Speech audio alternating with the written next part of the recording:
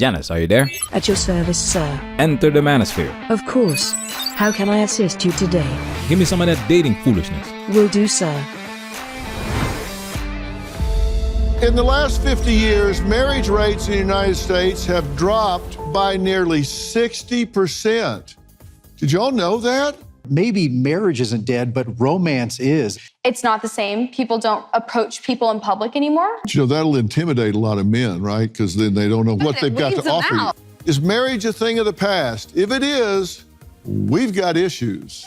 Welcome to Manosphere Highlights Daily. Oh my goodness. Dr. Phil looks stupid again. 2 years ago, we broke down the epic moment when Rollo Tomasi went on the Dr. Phil show and obliterated him while repping the Manosphere. Check this out.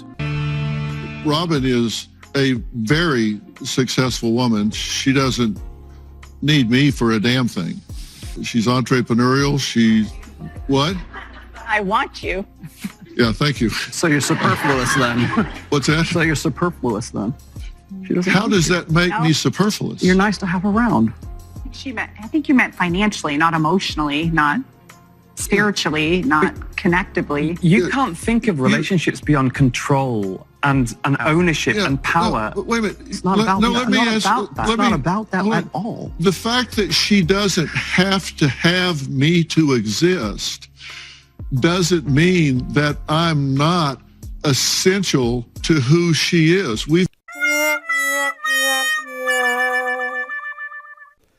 Dr. Phil took a massive L trying to argue that he's not superfluous.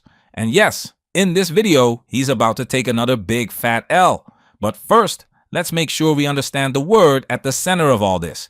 Janice, read. Superfluous, exceeding what is necessary or sufficient, something that is extra or unnecessary. Keep that word locked in your mind as we unpack why Dr. Phil is once again looking clueless about this whole dating foolishness. Disclaimer. Link to the full video is in the description. Some footage is frozen to avoid copyright issues. Let's get into it. In the last 50 years, marriage rates in the United States have dropped by nearly 60%. Did y'all know that? 1/3 of America's single population has engaged in polyamory or consensual non-monogamy.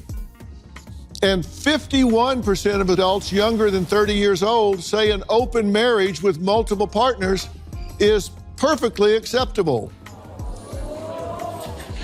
I'm not under 30. What happened to finding your true love, settling down, having children, and getting married, growing old together? Is monogamy dead? Is marriage a thing of the past? If it is, we've got issues. Yes, Dr. Phil, you're right. Society does have a problem if people stop building families and raising children on solid values.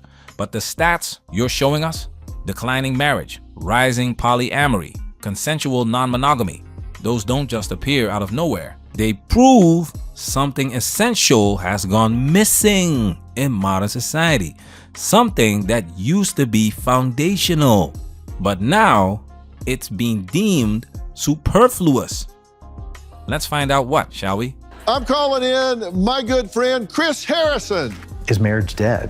Dating in this day and age is terrible. And so the idea of trying to find someone to make that commitment to is overwhelming. And I'm not sure if I want to get married.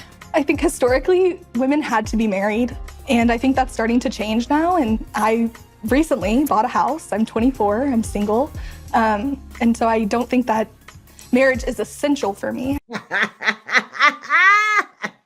Is that something you're agreeing with? I do agree with that. I got married at 19. Okay. So I had that pressure of getting married, and I did, but I have been in a long-term relationship. We talk about marriage sometimes, but it's not a priority in our relationship. A lot of us come from broken homes, and that's what we know, and there's a fear behind marriage. Is having children within a marriage important to you? I think that if I could be married and have a kid, that'd be great, but it's also something that I'm prepared to do by myself later down the road.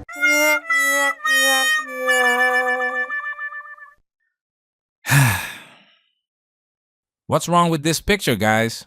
Or better yet, what's missing? Got it yet? Yup, men. Mainstream media strikes again. When it's time to talk about dating foolishness, men are left out because apparently we're superfluous, and they wonder why men are tuning out and turning to alternative media. She said the men she dated got all their news and information from the so-called Manosphere. They did not listen to anything else. They're only listening to independent media, and they're only listening to men talking to men. You know this is a manosphere topic, Dr. Phil, but you're not about to ruffle feathers by actually challenging these women. These women openly admit they don't feel the need to get married. Why? Why?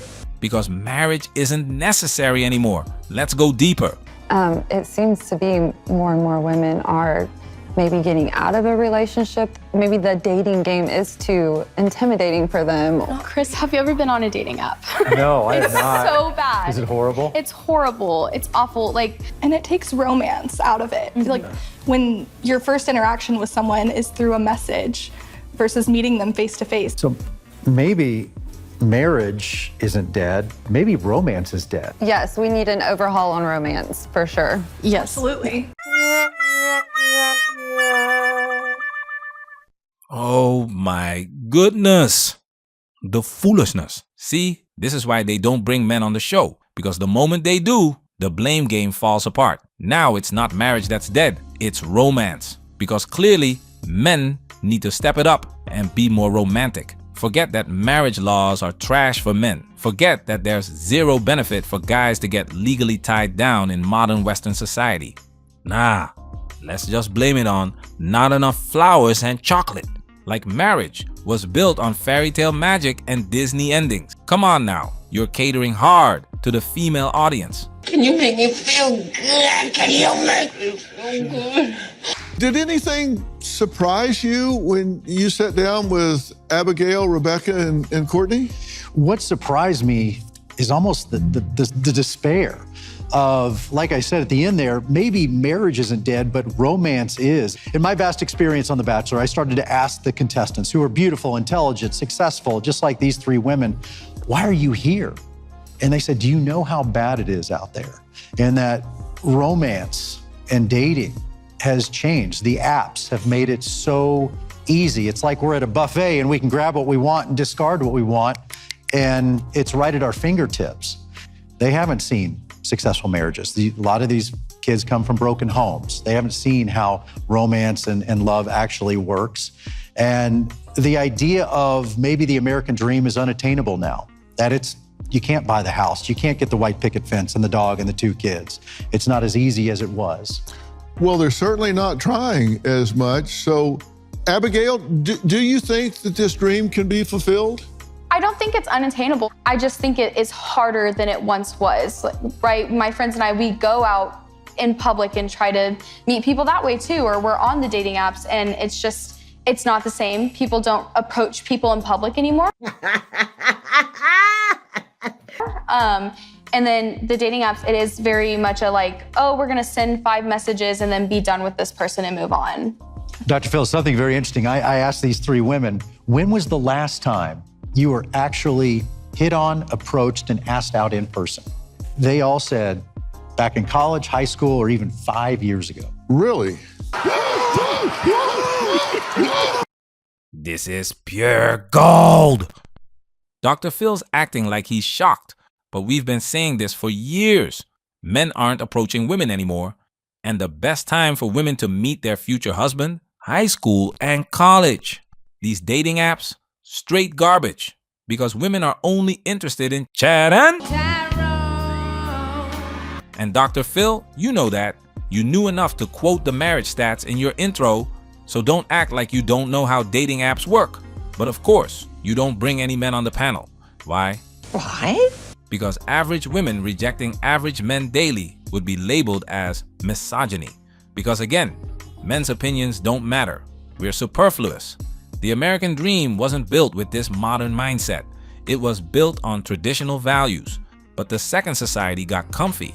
Hypergamy kicked in. And now that women don't need men directly to survive, they've decided men are unnecessary in their personal lives.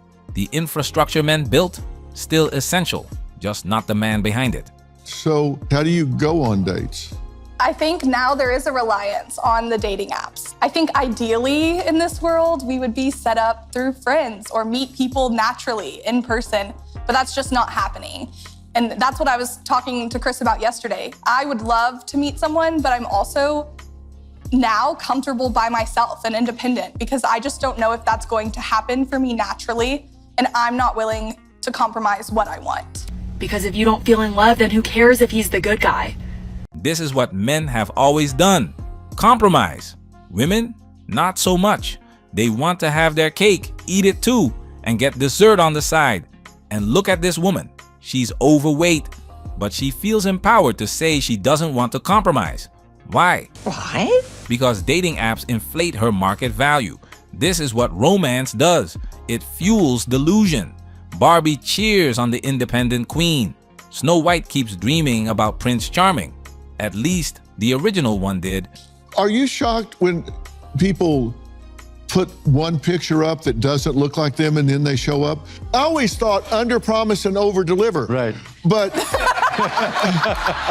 no, seriously. You're right. But other people put up, it looks like their little brother. Yeah. And then they show up and look like Fido's ass. Wait, did Dr. Phil just hold the fat girl accountable?